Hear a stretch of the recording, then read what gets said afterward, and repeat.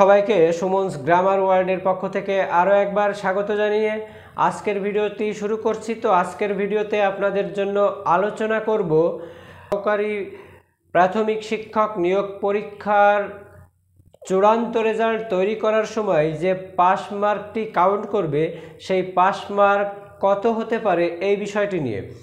তো আপনারা জানেন যে এই নিয়োগ কার্যক্রম শুরু হওয়ার প্রথম থেকেই কিন্তু আপনাদের সাথে আমি আছি এবং আপনাদের সার্বক্ষণিকভাবে যত আপডেট তথ্য দেওয়ার সব আপডেট তথ্য কিন্তু আমি আপনাদের দিয়েছি এবং আমি মেয়েদের জন্য বলেছিলাম যদি কপালে থাকে আপনি 100% চাকরি পাবেন। তো সেটাই অনেকে ভুলভাবে নিয়েছেন যে মেয়েরা 100%ই চাকরি পাবে। তো সেটা আসলে আমি কখনোই বলিনি। যদি আপনার মেধা থাকে, যোগ্যতা থাকে, মেয়েদের যেহেতু একটা কোটা আছে, এখানে পোষ্য কোটা আছে, অনেকের সায়েন্স কোটা আছে, তো যাদের কোটা আছে তারা তো একটু সুবিধা পাবেন। কারণ আমি বরাবরই বলেছি যে আসলে কোটা এখানে ফিল আপ করার চেষ্টা করবে প্রাথমিক অধিদপ্তর। তো অনেক চ্যানেলে আপনারা শুনেছেন যে কোনো প্রকার কোটা কাউন্ট করবে না, শুধু মেধার ভিত্তিতে নিয়োগ হবে। তো সেখানে যেও কিন্তু আপনাদের খুব বেশি বিরূপ মন্তব্য আমি দেখিনি। আমি যখন পাস মার্কের কথা বলেছি তখনই আপনারা সবাই বিরূপ মন্তব্য করেছেন। তো আমি একটু বলি যে ভাই, চাকরিটি যদি আপনি পান তাহলে আমার চাকরির বেতন তো বন্ধ হবে না। আপনি যদি কম মার্ক পেয়ে চাকরি পান সেটা তো আপনার কপাল। আমি এত তথ্য আপনাদের দেই, শুধু পাস মার্কের ব্যাপারটা নিয়ে আপনারা আসলে আমাকে ভুল বুঝতেছেন। আমি ক্লিয়ার করে বলতেছি যে পাস মার্ক কী। তো কাট মার্ক এবং পাস মার্ক আলাদা, সেটা আপনারা ইতোমধ্যেই বুঝে গেছেন। তো পাস মার্কের কথা শুনে অনেকেই বলেছেন যে ভাই, সারা বাংলাদেশে একই পাস মার্ক কীভাবে হবে? কাট মার্ক যেমন আলাদা আলাদা, পাস মার্কও তো তেমন আলাদা আলাদা হবে। তো আসলে ভাই, কাট মার্ক আলাদা হতে পারে কিন্তু পাস মার্ক আলাদা হবে না। এবং অনেকে আপনারা কমেন্ট করেছেন যে ভাই, এমন হলে তো কোনো উপজেলায় পোস্ট খালি থেকে যাবে। তো আমি বলবো ভাই, কোনো উপজেলাতেই কিন্তু পদ সংখ্যা শূন্য থাকবে না। এই পাস মার্কটা এমন একটা সহনশীল পাস মার্ক হবে যেটা 3টা ধাপেই থাকবে। তো আমি কত পাস মার্ক হতে পারে সেই ব্যাপারটা নিয়ে স্পষ্ট আলোচনা করব। তো তার আগে একটু বলি যে অনেকেই আমাকে কমেন্ট করেছেন এবং বলেছেন যে ভাইয়া, যদি পাস মার্ক সারা বাংলাদেশে এক হয় তাহলে সেকেন্ড ধাপে যারা পরীক্ষা দিয়েছে তারা তো পিছিয়ে পড়বে, তাদের তো কপাল পুড়ল। বা প্রথম ধাপে, তৃতীয় ধাপে যারা পরীক্ষা দিয়েছে তাদের তো কপাল ভালো হবে। তো আমি আবারও বলছি ভাই, আসলে এই পাস মার্কটার জন্যই কিন্তু আপনাদের সেকেন্ড ধাপের প্রার্থীরা কপাল খুলবে এবং প্রথম এবং তৃতীয় ধাপের পরীক্ষার্থীদের কপাল ফুটবে। আসলে প্রকৃতপক্ষেই কপাল ফুটবে না, কারণ রেজাল্টটা যখন প্রকাশিত হবে তখন দেখবেন যে সেকেন্ড ধাপে 45 মার্ক পেয়ে রিটেনে এসে চাকরি পেয়ে গেছে। প্রথম ধাপে দেখা যাচ্ছে 50-52 পেয়েও চাকরি পায়নি, তৃতীয় ধাপেও দেখা যাচ্ছে 49-50 পেয়ে চাকরি পায়নি। তো যার কারণে আফসোস কিন্তু প্রথম ধাপের এবং তৃতীয় ধাপের প্রার্থীদের হবে, যেখানে তারা 55+ মার্ক পেয়ে চাকরি পাবে না, সেখানে দ্বিতীয় ধাপে 45 মার্ক পেয়ে চাকরি পাবে। তাহলে কিন্তু কপাল পোড়ার কথা এই দ্বিতীয় ধাপের প্রার্থীদের না। দ্বিতীয় ধাপের প্রার্থীরা তো আরও খুশি হবে, বরঞ্চ এই প্রথম এবং তৃতীয় ধাপের প্রার্থীরা হিংসা করবে যে একজন মানুষ 50 পেয়ে চাকরি পেয়ে গেল, আমি 55 পেয়েও চাকরি পেলাম না। এখন আসি মূল কথায় যে পাস মার্ক আসলে কখন দেখবে বা পাস মার্ক কখন কাউন্ট করবে। আমি আবারও বলি যে কোনো একটা উপজেলাতে যদি 30টা পদ শূন্য থাকে, সেখানে যদি 90 জন প্রার্থী ভাইবা দিয়ে থাকে, তো ওই 90 জনের মধ্য থেকে বিশেষ করে প্রথম দিকে যারা মেধা তালিকায় থাকবে এবং কোটা প্লাস মেধাক্রম, এই দুটো জিনিস হিসাব করে পাস মার্কটা দেখবে শেষ পর্যায়ে। অর্থাৎ কোনো একজন প্রার্থীর কোটা আছে কিন্তু তার মার্ক খুব কম, তখনই কিন্তু দেখবে যে আসলে সে পাস মার্কের মধ্যে পড়েছে কিনা। বা কোনো একজন ফিমেল, তার ফিমেল কোটা আছে কিন্তু তার পাস মার্ক আছে কিনা সেটা দেখবে। তো এই কথা বললেই কিন্তু আপনারা বেশি আমার পরে আসলে বিরক্ত হচ্ছেন, ক্ষেপে যাচ্ছেন। তো যাই আপনারা হন না কেন, আমি কিন্তু যদি তথ্যের সত্যতা না থাকে বা তথ্য যদি মিথ্যা দিয়ে থাকে, তো আমি তো আমার কমেন্ট সেকশন অপশনটা অফ করে রাখতাম। আমি তো আপনাদের ভিডিও শেষে বলি যে কিছু জানার থাকলে, মন্তব্য থাকলে অবশ্যই কমেন্ট করবেন। তো আমি যদি কোনো মিথ্যার আশ্রয় নিতাম তো অবশ্যই এই কমেন্ট আপনাদের জন্য খোলা রেখে গালিগালাজ শুনতাম না। তো আমি এখন বলি যে আসলে যে পাস মার্ক নিয়ে আপনারা ভীত সন্ত্রস্ত, সেই পাস মার্কটা খুবই সহনশীল পর্যায়ে হবে। অর্থাৎ আপনার পাস মার্কটা যদি রিটেন প্লাস ভাইবা মিলে আপনার 55 হয়, ধরেন পাস মার্কটা 55, এটা 3 ধাপের প্রার্থীদের জন্যই। তো 55 যদি পাস মার্ক হয় তো দেখা যাচ্ছে যে আপনাকে রিটেনে কত পেতে হবে। রিটেনে কিন্তু আপনি যদি 45 পান বা এ পাশে যদি আপনি ভাইভাতে 10ও পান, কিন্তু ভাইভাতে তো আপনি 10 পাবেন না, ভাইভাতে তো আপনি মিনিমাম 15 পাবেন। তো 45 প্লাস 15 আপনার কত হয়?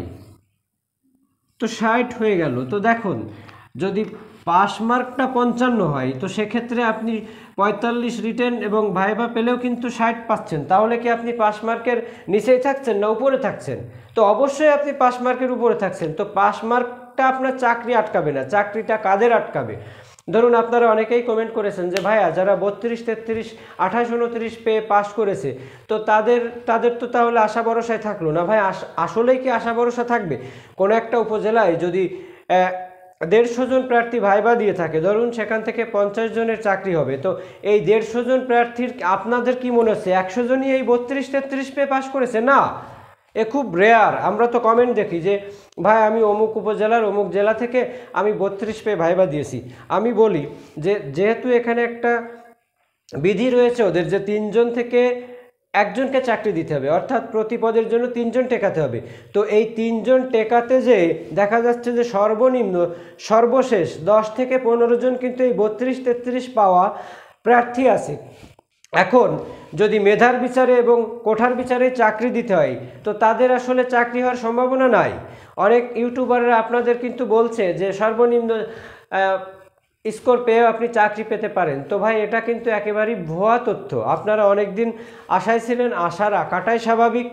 কিন্তু আমি বলবো যে যারা একেবারেই 40-এর নিচে মার্ক পেয়েছেন, সে যে উপজেলায় হোক, যত প্রত্যন্ত অঞ্চলই হোক না কেন, আপনারা অবশ্যই সামনের সার্কুলারের জন্য চেষ্টা করুন। আর আপনাদের যে পাস মার্কটা নিয়ে আপনারা খুব বিড়ম্বনায় ছিলেন, ধরুন এই পাস মার্কটা যদি 55 হয় তো কখন এই পাস মার্কটা দেখবে?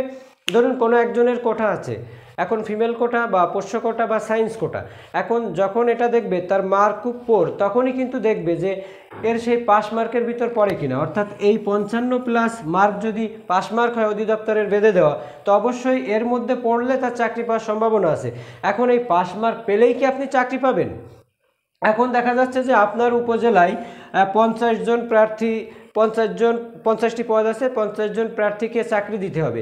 এখন সেখানে দেখা যাচ্ছে যে এই যে 50 জন প্রার্থী আছে 100 জনই পাস মার্কের মধ্যে আছে।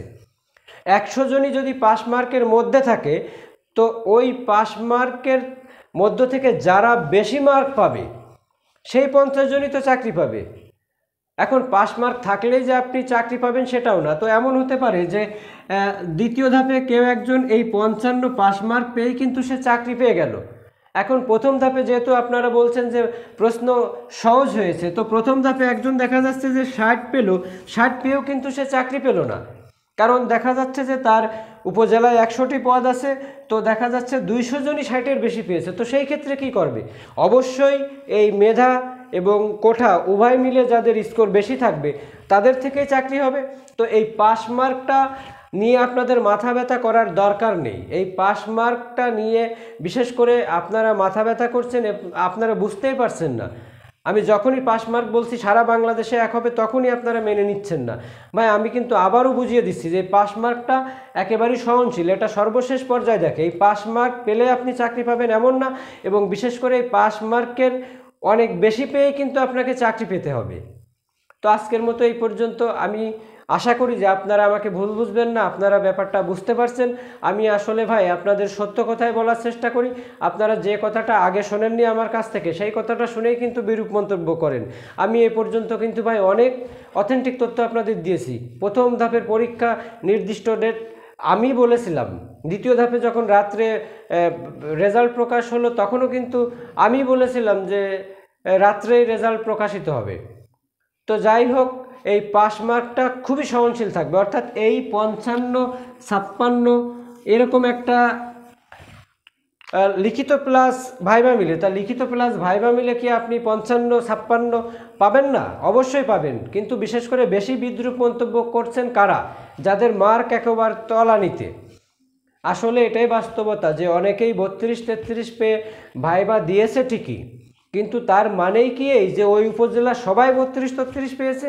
ভাই, মার্ক কম পেয়েছে অনেকে, এটা আমরা স্বীকার করি, কিন্তু এই মার্ক কমেরও তো একটা লিমিটেশন আছে। 40+ মার্ক যদি আপনি না পান, তাহলে আপনি কিভাবে আসলে চাকরিটা আশা করেন? যারা প্রস্তুতি নিয়েছিলেন মোটামুটি তারা সবাই 50+ মার্ক পেয়েছে। তো আজকের মতো এ পর্যন্ত। অবশ্যই কিছু জানার থাকলে কমেন্ট করবেন। তবে একটা কথা, আমার মতের সাথে আপনাদের না মিললে অবশ্যই গালিগালাজ করবেন না, কারণ আপনারা সবাই এখানে কিন্তু শিক্ষক হওয়ার জন্য আসছেন। আমি নিজেও একজন শিক্ষক। তো ভালো থাকবেন।